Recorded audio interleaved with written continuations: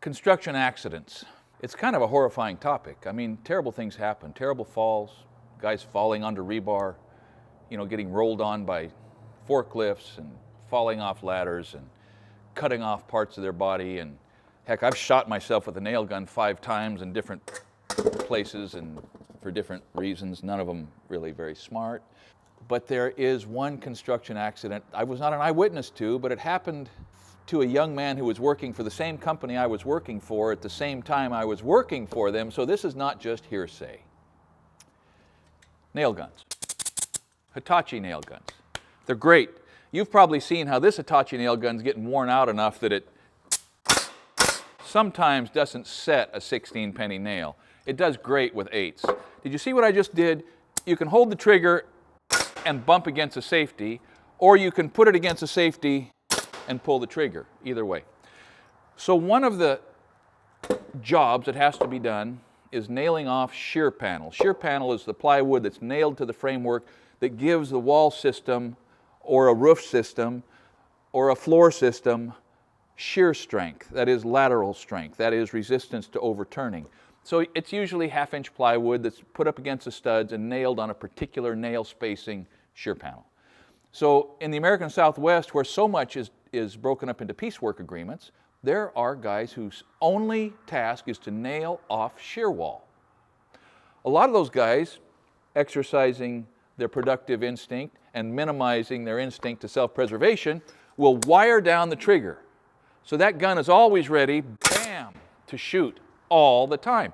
The advantage to that is you can grab the gun by the end of the rack and nail 10 feet in the air. Pow, pow, pow, pow, pow. Man, it works great.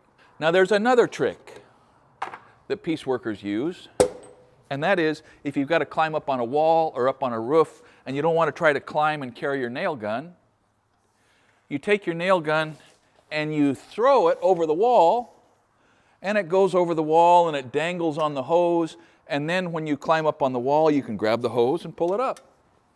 Smart, right? Kind of.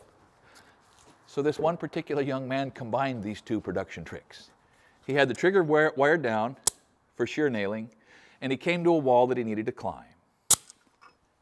So he threw the nail gun over the wall, and it swung around between 2 studs and came back and nailed his unit to his thigh.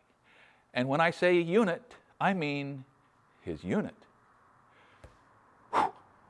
I think as soon as we heard about that, all production on the job site stopped for a while. That is simultaneously the most horrifying and the most hilarious construction accident I've ever heard of. And it really happened, and I hope you never let it happen to you. Do you know what a water truck is that concrete companies use? It's a double axle tractor on a kind of a dump truck frame, only instead of a tilt bed, it's got a water tank, and it holds thousands and thousands of gallons of water. And it has a PTO, so you've got all the horsepower of that diesel engine under the hood running a pump that'll evacuate that tank in short order. It'll spray water fore and aft and to the sides, and you can run it out of hoses. You gotta have them when you're getting compaction. And their main water truck driver, I think they had 3 trucks, was Dick. Now Dick was a Vietnam vet. He was a serious man. He was about exactly half as wide as he was tall, and he was 6 feet tall. And he was not fat. And you could just tell that you didn't mess around with Dick. So one particular day, Dick was hustling back and forth on the west side of Las Vegas between tracks and curb jobs, and always on the radio, always behind. And he tried to pull into what was, I think, the shelter lane, the turn lane, I think on Rainbow Avenue. And some young, tough jock in a convertible thought that he needed that space in the turn lane where Dick was, or he couldn't see by where Dick was in his big red Freightliner or Mack or whatever it was. And so the kid in the convertible starts mouthing off. And he escalates. I don't know what Dick said, probably not much.